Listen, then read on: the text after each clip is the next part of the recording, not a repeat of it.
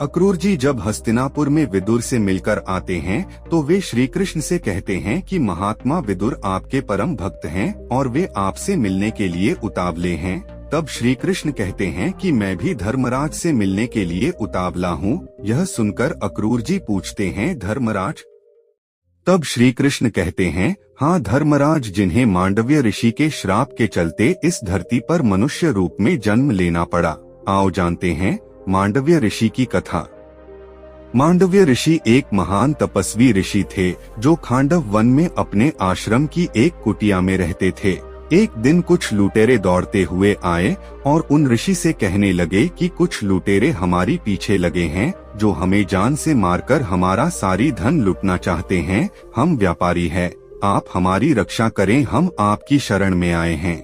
आप यह धन अपनी कुटिया में छुपा लीजिए और हमें भागने का रास्ता बता दीजिए।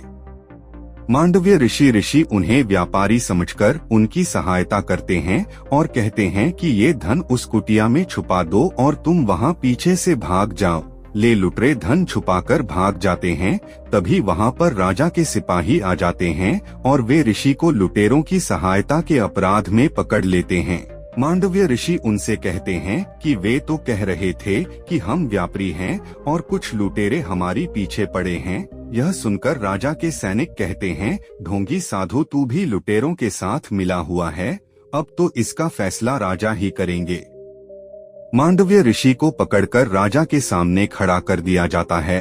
राजा कहता है कि साधु के वेश में घोर अपराध क्षमा योग्य नहीं है, अत इस ढोगी को शूली पर चढ़ा दो। मांडव्य ऋषि राजा को समझाने के प्रयास करते हैं लेकिन राजा नहीं समझता है।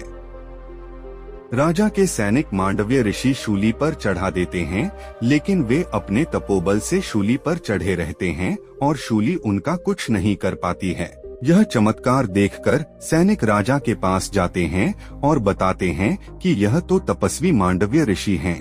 यह सुनकर राजा को अपने अपराध का बोध होता है और वह क्षमा मांगने के लिए मुनि के पास आते हैं और उनसे शूली पर से उतरने का निवेदन करते हैं।